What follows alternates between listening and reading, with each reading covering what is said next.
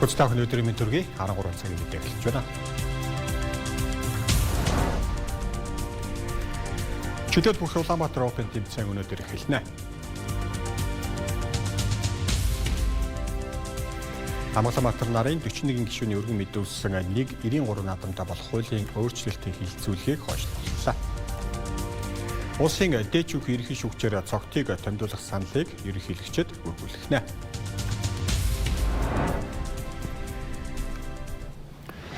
Улсын хурлын чуулганы өнөөдрийн хуралдаанаар нийт 9 хуулийн төслийг хилцэхээр төлөвлөсөн. Тухайлх юм бол Улаанбаатар нарын 41 гишүүнээс өргөн мэдүүлсэн үндэсний баяр наадмын тухай хуульд нэмэлт өөрчлөлт оруулах тухай хуулийн төсөл болоод хамт өргөн мэдүүлсэн хуулийн төслийг улсын хурлаараа хилцэх хэсгийг хилцэх байсан юм а.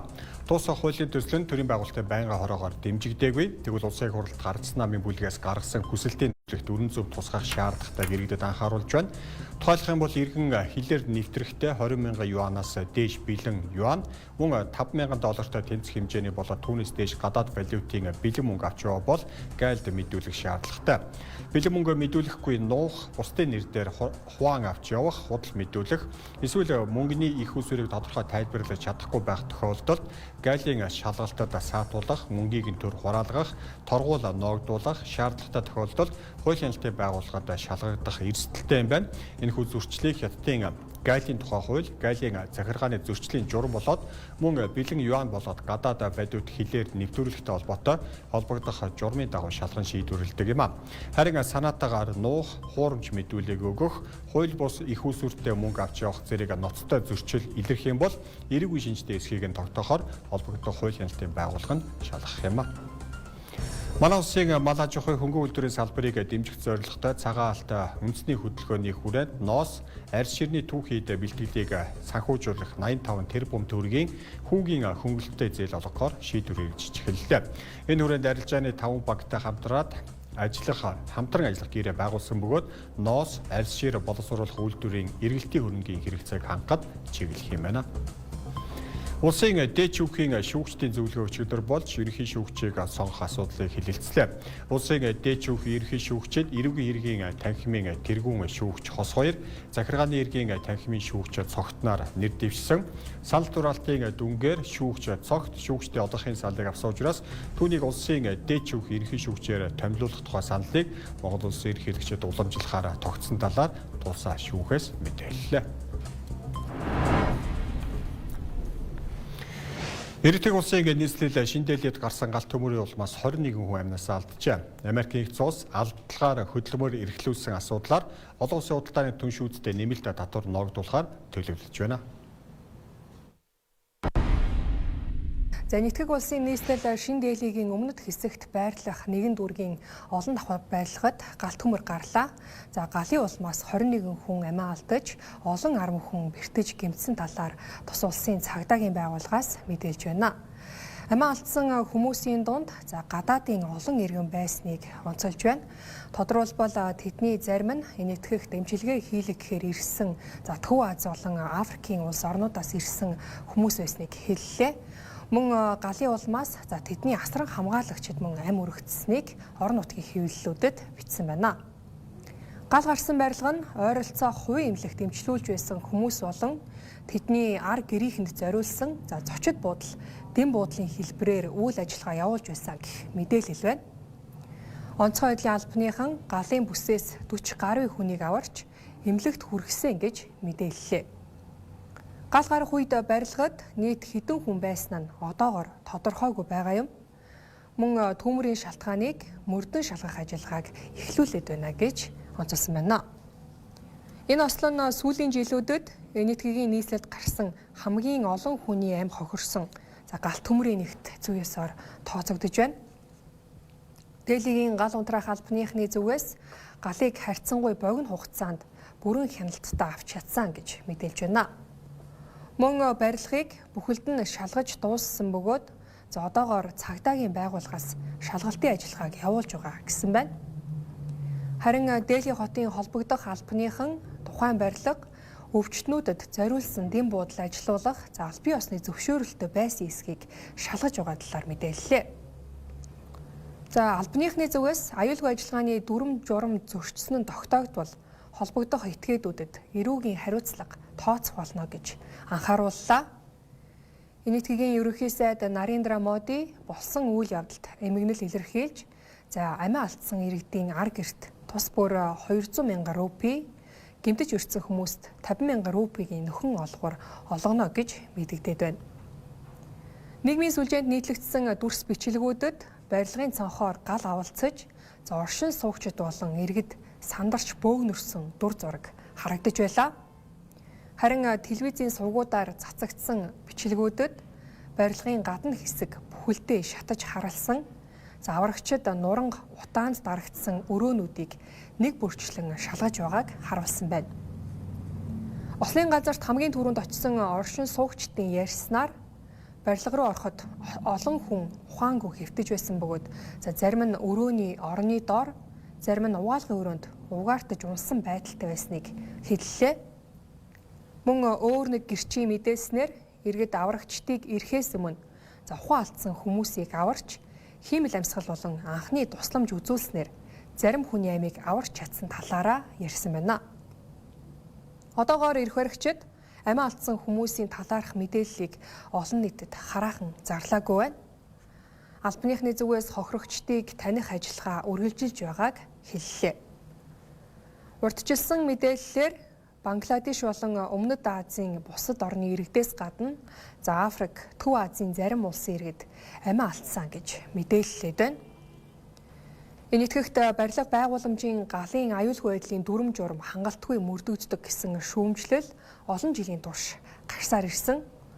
Үйлдвэр сургалтын төв, эмнэлэг, үзүр үйлчилгээний газруудад гарсан томоохон галт төмрүүдийг мөрдөн шалгалтаар хяналт шалгалт сул, цахилгааны системийн гэмтэлтэй байдал, зориулалтын бос ашиглалт зэрэг ноцтой зөрчлүүд илэрч байсан юм а. Тэгвэл шинэ Делид болсон энэхүү эмгэнэлт явдал нь барилгын аюулгүй байдлын стандарт хяналтыг чангатгах шаардлагатай гэдгийг дахин сануулсан томоохон осол болоод байгааг шинжээчдийн зүгээс анхаарууллаа. Америкийн нэгдсэн улсын ерөнхийлөгч Дональд Трампын засаг захиргаа дэлхийн 60 орчим улс орныг албатан хөдөлмөр эрхлэлтийг таслан зогсооход хангалттай арга хэмжээ авч чадаагүй гэж үзэн тухайн орнуудын импортын бараа бүтээгдэхүүнд 10-аас 12.5% нэмэлт гайлын татварыг ногдуулах саналыг дэвшүүлээд байна. Эдгээр нэмэлт татвар төлөх шаардлагатай болоод байгаа орнуудын жагсаалтад Их Британи, Европ албаны улс орнууд, Канада, Хятад, Энэтхэг, Япон зэрэг Америкийн нэгдсэн улсын гол худалдааны түншүүд багтаж байна. Эдгээр улс орнууд нь Америкийн нэгдсэн улсад нийлүүлж байгаа бараа бүтээгдэхүүний дийлэн хувийг бүрдүүлдэг. Албатан хөдөлмөр эрхлүүлж үйлдвэрлэсэн бүтээгдэхүүн худалдаа авч байгаа улс орнуудтай худалдаа хийх нь Америкийн ажилчдыг шудраг бос өрсөлдөөний зах зээлд оруулж байна гэж тус улсын худалдааны төлөөлөгч Джеймсон Грир хэллээ.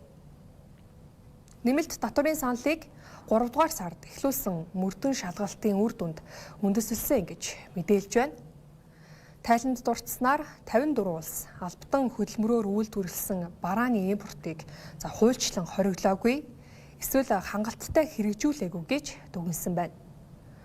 Харин Канада, Европын албаны улс орнууд, Эквадор, Индонез, Мексик, Пакистан зэрэг 6 улсыг холбогдох хууль дүрм журмыг үр дүнтэй хэрэгжүүлж чадаагүй гэж үзсэн байна.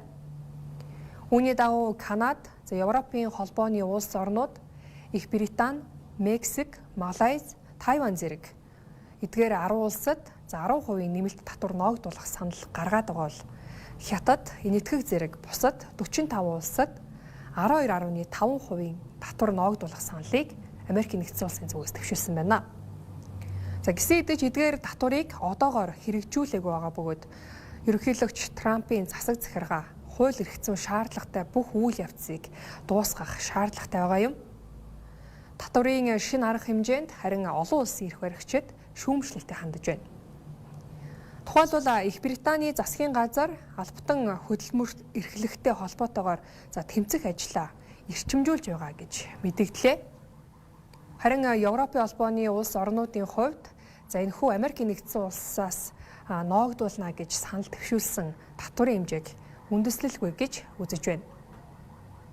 Хятад улс албатан хөдөлмөр эрхлүүлэлтийн талаарх Америкийн нэгдсэн улсын үндэслэлийг эрс няцаалаа. Тус улсын эрх баригчид Америкийн нэгдсэн улс бол нэг талын татварын бодлогыг улс төрийн зорилгоор ашиглаж байна гэж мэдгдсэн байна. Тэгвэл нөгөө талаас хүний эрхийн байгууллагууд албатан хөдөлмөр эрхлэлт дэлхийн зарим бүс нутагт бодитоор оршсоор байгааг онцолсон. Харин гисэн хэдийч татвар нэмэх асуудал нь бол төдийлөн үр дүнтэй арга биш юмаа гэж үзэж байна. Энэтхэг улсын шинжээчдийн зүгээс энэ алхмыг хоёр улсын худалдааны хилэлцээр үргэлжилж байгаа. Энэ үед Америкийн нэгдсэн улсын зүгээс үзүүлж байгаа дарамтын нэг хэлбэр юм а гэж дүгнэлээ. Тэгвэл Америкийн нэгдсэн улсын дээд шүүх өнгөрсөн 2 дугаар сард Трампын өмнө нь хэрэгжүүлж байсан зарим татварыг хууль бус гэж хүчингү болгож байлаа. Тэгвэл энэ удаагийн нэмэлт татварын санал нь шүүхийн шийдвэр гарсны дараах 2 дахь томоохон татварын багц болж байна. Бид энэ талаарх мэдээллийн дэлгэрэнгүй та бүхэнд үргэлжлүүлэн хүргэх болно. Үзэгчдээ дэлхийд дахинд болсон үйл явдлын мэдээлэлээс хүргэлээ. Зүүн хойд Азийн аюулгүй байдлын асуудлаарх Улаанбаатарын яриа хэлцээр олон улсын 11-р баг хурлын өдөр эхлэж байна. Хурлын хүрээнд Зүүн хойд Азийн бүс нутгийн аюулгүй байдлын сорилт боломжийн талаар ярилцаж, урьдчилан сэргийлэх дипломат, ажиллагаа зуучиллын практик, доктортой арга замыг эрэлхийлэх юм байна. За Улаанбаатарын яриа хэлцээ олон улсын 11 дахь удаагийн баг хурал бол инхүү эхлэхэд бол бэлтгэл ажлаа хангаад явж байна. За өнөөдөр бол Зүүн хойд Азийн аюулгүй байдлын талаар үндсэн 5 асуудлын талаар хэлсэн. За ингээд та бүхэндээ энэ талаар илүү дэлгэрэнгүй мэдээлэл хүргэхээр гадаад харилцааны сайд Бат цэцэгтэй уулзаад сайн мэнд өглөөний мэнд. Өглөөний мэнд. За тэгэхээр энэ удаагийн уулзалтаас ер нь бас ямар хүлээлттэй энэ өмнө бас одоо ер нь уулзалтуудаас бас ямар үр дүнгууд гарч ирсэн бэ гэдэг талаас ажиллагаа яриах эхлэв. За Улаанбаатарын яриа хэлцээр гэдэг энэ баг хурал маань нэлээд нэртэй хурал болсон. Энэ жил 11 дахь удаага зохион байгуулагдж байгаа. За анх бол яг Зүүн хойд Азийн аюулгүй байдлын асуудлаарх яриа хэлцээ гэдэг энэ механизмыг Монгол улс бас гадаад бодлогынхаа хүрээнд бүс нутгийнхаа аюулгүй байдалд анхаарал хандуулах, тэгээ яриа чиглэлцэх энэ бүс нутгийн одоо орнууд голдуу оролцдог. За тэгээд тэр дундаа судлаачд голдуу оролцдог ийм хурал байсан бол өнөөдөр өргөжөөд нэлээ одоо ийм Монгол улсын бас гадаад бодлогын нэг одоо давуу тал, нэг сайн оголт болж өргөжөж бэхжиж байна.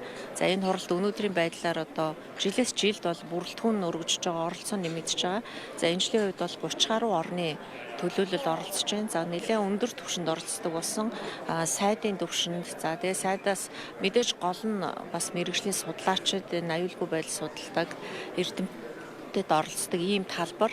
За 30 гаруй орны төлөөлөл, за нэмээд 10 гаруй олон улсын байгууллагууд оролцож байгаа. За тэгээд дотоодын судлаачтайгаа нийлээд 300 гаруй хүн оролцож байгаа ийм одоо өргөн хүрээнд дэлхийн геополитикийн тулгамж байгаа сорилтууд, асуудлууд, за шийдлүүд, за тэгээд одоо яг орчин үед өнөөдрийн биднэрт тулгамдж байгаа асуудлуудаа улс орнууд яаж шийдэж гин гэх мэт олон асуудлуудаар яриа хэлцээгээ 2 өдөр үргэлжлүүлээд эцэст нь одоо энэ судалгаа, шинжилгээ, яриа хэлцээнийхаа үр дүнгээр бид нар эмхтгэл гаргадаг. За энэ эмхтгэл бол дараа дараагийн судалгааны материал болохоос гадна бас одоо шийдвэр гаргах эрх бүхий хүмүүст одоо танилцуулагддаг ийм ач холбогдолтой. За энэ хурал яг хуу бид нар мэдээж энэ манай бүс нутаг бол маш чухал бүс нутаг. Зүүн Азид бол дэлхийд бас улс төр том эдийн засгууд байгаа. Улс төрийг тодорхойлж байгаа том гүрнүүд оролцож байгаа.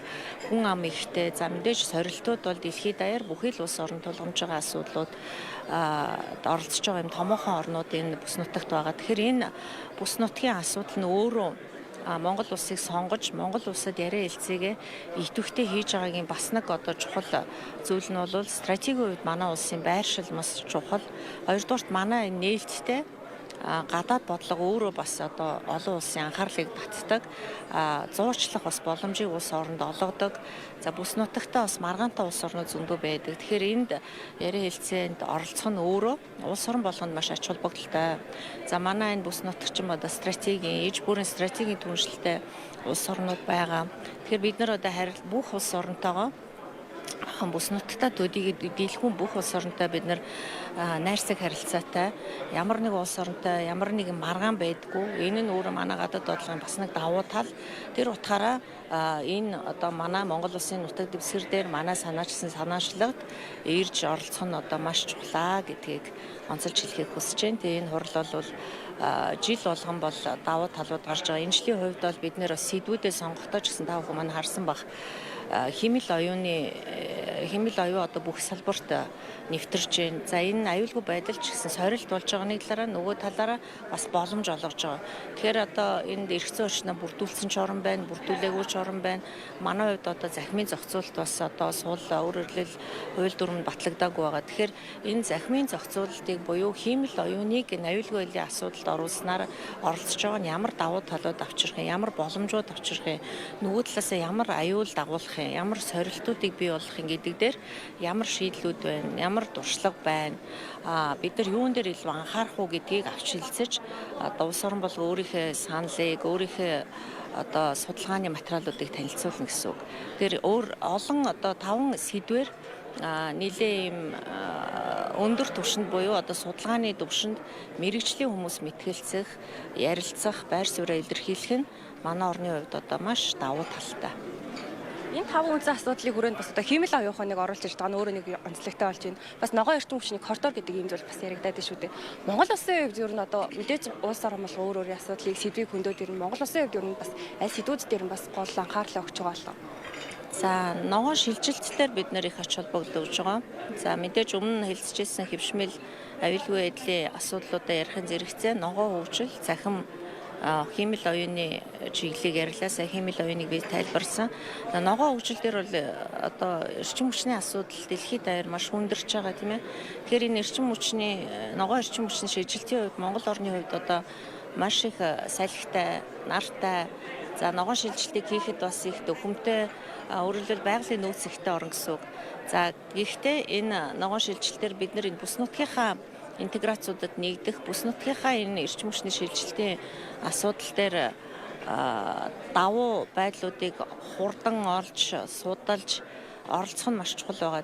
Тэр утгаараа өнөөдрийн хурал дээр бол бид нар бүгд найрамд хятад ард улс болон Төв Азийн ногоон эрчим хүчний коридорын асуудал дээр нэлээд ач холбогдол өгж байгаа. За энэ дээр бид нар бол энэ хурал дээр оролцож энэ хилцүүлгийг хийж энэ чиглэлээр одоо хамтарч ажиллахын коридорт бас одоо төсөлд оролцох энэ асуудал дээр хэлсэн. Тэгэхээр 30 гаруй улсын одоо 253 төлөөлөгч гэдэг энд эрдэмтэн судлаачид төрийн дэд хэмжээний одоо хүмүүс бас ирсэн байна шүү дээ. Эдгээр хүмүүсээс нэлээд эрдэмтэд зочид ирээд байна. Эдгээр хүмүүсээс бас онцлол. За энэ жил бүгд найрамд Солонгос улсаас нэгдлийн сайд ирсэн. За бүгд найрамд Солонгос улсын хувьд бас гадаад бодлогын тэргүүлэх чиглэлийн нэг нь бол бүгд найрамд харчсан Солонгос ард улстай харилцаа байдаг. Тэгэхээр энэ нэгдлийн сайд өөрөө одоо өөрийн биеэр болон одоо судлаачдынхаа хамт энэ хуралд оролцож байгаа гэдэг нэгдүгээрт одоо их өндөр түвшинд оролцож байгаа. Хоёрдугаарт энэ бүс нутгийн аюулгүй байдалд Солонгосын хойгийн асуудал одоо голлох, онцлох бас нэг чиглэл нь байдаг учраас тэр хүний оролцоо маш чухал. Тэр хүний байр суурь болон за бусад улс орнуудын одоо зүүн Азийн аюулгүй байдлын асуудлыг байр суурийг бас судалж тандах, хамтарч ажиллах шинэ үе таалгуудыг нээх ийм зорилготой оролцож байгаа нь энэ жилийн хувьд бол нэлээд онцлог байгаа. Тэгэхээр 30 гаруй улсын төлөөлөл ирсэн гэхээр ер нь уулзалтын төгсгөл бол хамтарсан санал зөвлөмж ер нь гарах болов.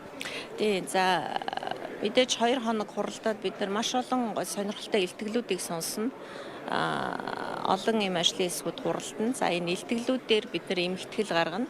Эмхтгэлгээ бид нар өөрийн орны эрх бүхий байгууллагуудад тараахаас гадна за шийдвэр гаргадаг өндөр түвшний удирдлагуудтай танилцуулдаг. За аюулгүй байдлын байгууллагууд мэдээж энэ илтгэлүүдийг маш нарийн судалдаг. За мөн мэргэжлийн судлаачид энэ маш том гарын овлого болдог. Тэгээ манай Монгол улсын нээлттэй энэ гадаад бодлогыг сурчлахын зэрэгцээ бас одоо аюулгүй байдлын асуудал дээр хэрхэн ач холбогдол өгж үр дүнтэй ач холбогдолтой энэ одоо уламжлуулж байгаа хурлыг шат ахиулж байгаагаа бид нар бас харуулахын боломжийг энэ жил болгон гарч байгаа эмхэтгэлүүдээрээ олон улсад тараадаг. За баярлалаа. Ил хүрсэнд баярлалаа. За. Улаанбаатарын яриа хэлцээ олон улсын баг хурлын талаарх мэдээллийг гадаад харилцааны сайдаас та бүхэндээ тодруулан хүргэлээ. Ногоон нуур 1008 төслийн байранд хамруулна гэж иргэдээс урьдчилгаа 30%-ийг авсан тохиолдлуудаа бүртгэгджээ. Гэвч түрээслээд өмчлөх байранд ногоон нуур 1008 хамаарахгүй юм байна. Тиймээс төрийн орон сууцны корпорацийн нэрийг барьж иргэдийг заллах асуудал гарч байгааг анхаарууллаа. Түрээслээд өмчлөх байрны сонгон шалгаруулалтыг эх 8 дугаар сараас эхлүүлэхээр төлөвлөж байна. Сүхбаатар дүүргийн 6 дугаар хорооны нутаг дэвсгэрт барьсан ногоон нуур 1008 айлын төслийг Бүгд найрамдах Хятад ард улсын засгийн газрын буцалтгүй тусламжаар хэрэгжүүлсэн. Төсөлд газраа чөлөөлж өгсөн иргэд хамрагдах учраас орон сууцыг борлуулахгүй, түрээслүүлэхгүй. Тиймээс иргэдийг ногоон нуур төслийн орон сууцыг зарах, түрээслэх гэсэн агуулгатай мэдээлэлд итгэхгүй байхыг анхааруулж байна. Ялангуяа одоо манай залинтай холбоотой ихэнх асуудал мөрөнд ногоон нууртай холбоотой яваад байна л да. Тэгэхээр ногоон нуур дээр дахин давтж хэлгээд энэ журмын өрөөнд юм уу түрээслэх өмчлөх зохицуулалт байхгүй шүү. Энэ зөвхөн сонгогдсон талбай дээр байгаа иргэдэд энэ байрыг бид нэр санал болгох юм. Тухайн иргэн окей би танаа нөхцөлийг зөвшөөрч байна. Би танаа ногоон нуурын байранд орё гэдэг нэг хэсэг байх нь энэ 752 иргэн дээр бидний ийм боломжтой гарна. Нөгөөх нь болохоор би танайхаа нөхцөлийг зөвшөөрж байна. Гэхдээ би өөрийнхөө энэ дээр баригдах орон сууцнд би орно. Би тодорхой хугацаанд миний газар дээр орон сууц баригдтал тодорхой хугацаанд танай байранд төр сурах зорилтоор орж болно гэдэг үлэн зөвшөөрсөн тохиолдолд ногоон нойр руу орно гэсэн ийм зөвхөн ийм хоёр зохицуултын хүрээлэн явагдах юм шүү. Тэгэхээр иргэд маань энэ дээр жоохон буруу ойлголт бас байгаад байгаа учраас ялангуяа ингээд нэг залилан дүртэх магадлалууд маань их байгаад байна л да. Түрээслээд өмчлөх байрны тухайд хаан улд үүрэгт барьж байгаа Солонго 1-2 төслийг хамруулна. Солонго 1-2 дээр түрээслээд өмчлөх иргэдийн сонгон шалгаруулалтыг 100% цахимаар явуулах юм. Ингэснээр иргэд ямар нэгэн бичиг баримт бүрдүүлэхгүй, e-Mongolia системд байрлах мэдээллийн дагуу 100 хүртэлх оноогоор дүгнэж, мөн тухайн иргэний оноог нээлттэй байршуулж, оноо нь яагаад хүрээгүй гэдгийг харах боломжтой байх юм. Түрээслээд өмчлөх орон сууцны сонгон шалгаруулалтын наривчилсан журам удахгүй батлагдах юм байна. Давуу ирэх бол 2-3 юмуд бий. Юу вэ гэхээр нэг та Улаанбаатар хотын иргэн байж байгаа захын 3 дүүрэг юм орон нутгаар явж байгаа нэг танд илүү оноо өгдөн. Мөн одоо энэ гэр хорооллын маш Улаанбаатар шиг бүсчлэлтэй шүү дээ. Бүсчлэлээс хамаарат гэр хороолоос орж байгаа тохиолдолд тухайн хөсөл рүү орж байгаа тохиолдолд тодорхой оноонууд нэмэлт оноонууд өгөхөр журам дээр угаасаа бид заасан байгаа. Би өнөөдөр 81 он авчлаа. Бус надаас дээш авцсан 81.3, 81 145 он авсан хүмүүсийн мэдээллүүдийг юугээр илүү болоод харцыг мэдээлүүд харах боломжтой байдлаар зохион байгуулах гэдэг. Энэ дээр мэдээж нөгөө хүний нууцтай холбоотой янз бүрийн мэдээллүүдийг бид нэр өгөхгүй. Гэхдээ энэ хүн энэ 1308 гэдэг дугаартай иргэн яагаад надаас илүү болсон гэдгийг харах боломжтой. Эхний ээлжин Солонго 1 төсөл энэ оны 8 дугаар сарын дунд гэхэд ашиглалтад орох тооцоотой байна. Тиймээс тухайн үед нь буюу 8 дугаар сард иргэдийн хүсэлтийг захимаар хүлээж авна гэдгийг тодтоглоо. Улаанбаатар 13 цаг 23 минут болсон байна. Энэ цаг үеийн 5 цагаараа мэдээлэл танилцуулахаар энэ бидэнтэй холбогдож байна. Өдрийн мэнд Индра. Өдрийн мэнд хүргэе. За тэгэхээр өнөөдөр бол гадаа нэлээд бүрхэг баг шиг байна. Бороо орох уу? За өнөөдрийн хувьд нийслэл Улаанбаатар хотод бороо орохгүй үйл шигтүүлэхтэй. За маргааш буюу Баасан гарагийн өдөртөө Улаанбаатар хотод баг зэргийн бороо орно. За ойрын өдрүүдийн хувьд онцлог нөлөө код нутгийн зүүн хагастай Сэрвэвтэр байна гэдгийг загварын байгууллагаас мэдээлэлтэй. За нийт нутгийн хувьд өнөөдөр өдөртөө солигдмол үйлдэл хурд үндэсний хувьд авч үзвэл баруун амбуудын нутгийн өмнөд хэсэг, за мөн говийн амбуудын нутгийн баруун өмнөд хэсэг болоо төв зүүн амбуудын нутгийн зарим азраар бороо орно гэсэн урьдчилсан мэдээлэл гаргана. Ингээд та бүхэндээ 21 амбуудаар цаг агарын нөхцөл байдал өнөөдрийн хувьд хэрхэн өөрчлөгдөхийг танилцуулъя. Арын температурын хувьд нутгийн баруун амбуудаар 18-аас 24 градусын хооронд нутгийн хэсгээр солигдмол өвөлтэй. Харин төвийн аймагуудын нутгийн баруун хэсгээр арын температурын хувьд авч үзвэл 11-ээс 18 градусын хооронд улаан бахвал урт үндэсний зарим газраараа бороо орох төлөвтэй. Харин төвийн аймагуудын нутгийн зүүн хэсгээр өдөртөө нутгийн хэсгээр үүшин арын температурын хувьд 11-ээс 17 градусын хооронд улаан бахвал говийн аймагуудын нутгаар 15-аас 20 градусын хооронд улаан байна. За говийн аймагуудын нутгийн баруун өмнөд хэсгээр бороо орно. Салхи түр хугацаанд зарим газраар борооны өмдгөн ширүүсэх төлөвтэй байгаа бол зүүн аймагуудын нутгаар өнөөдрийн хувьд нутгийн хэсгээр үүшин зарим газраараа бороо орно гэсэн мэдээлэл ирээд загарын температурын хувьд 15-аас 17 градусын хооронд улаан байна гэсэн орчилсан мэдээлэл гаргана. Ингээд та бүхэндээ дархан Эрдэнэт Улаанбаатар хотуудын эх өдрүүдийн цаг агаар мэдээллийг танилцуулъя. За дархан хотын хувьд авч үзвэл ойрын өргөх хоногтой үүшин 17-аас 21 градусын хооронд өдөртөө улаан бахвал шөнөдөө 3-аас 7 градусын хооронд дулаан хонно. За Эрдэнэт хотын хувьд авч үзвэл ойрын 3 хоногтой баг зэргийн бороо орох төлөвтэй. За эх 3 хоногийн өдөртөө 13-аас 16 градусын хооронд улаан бахвал шөнөдөө 2-аас 2-оос 5 градусын 97 хоног. За нийслэл Улаанбаатар хотын хувьд ойрын 5 хоногт цаг агаарын нөхцөл байдал өөрчлөгдөхийг танилцуулъя. За ойрын 5 хоногийн хувьд авч үзвэл өдөртөө 14-өөс 18 градусын өрөөнд Улаанбаатар, шөнөдөө 2-оос 6 градусын өрөөнд Улаан. Сэлхний хувьд авч үзвэл өдрүүдийн хувьд 7 м/сек өрттэй дунд зэрэг нислэгтэй. За өдрүүдийн хувьд Турт үндэсний хувьд авч үзвэл Баасан, Бямб, Даваа гарагуй тийм баг зэргийн бороо орно. Зарим бусад өдрүүдэд үүшин бороо орохгүй гэсэн үрчилсэн мэдээлэл батна. Ингээд та бүхэндээ Улаанбаатар хотын хувьд өнөөдөр үдээс хойштоо цаг агаарын нөхцөл байдал хэрхэн өөрчлөгдөхийг танилцуулъя. За өнөөдрийн хувьд үүш их төлөвтэй нь хөтийн 15 цагийн байдлаар Улаанбаатар хотод 13 градусд улаан байх бол оройн 19 цагт баг зэрэг агаарын температур буураад 10 градусд улаан байна гэсэн үрчилсэн мэдээлэл гаргана. Баярлалаа Андра. Баярлалаа. Бүгд дараагийн цагийн мэдээгээ өндөрлөж байна.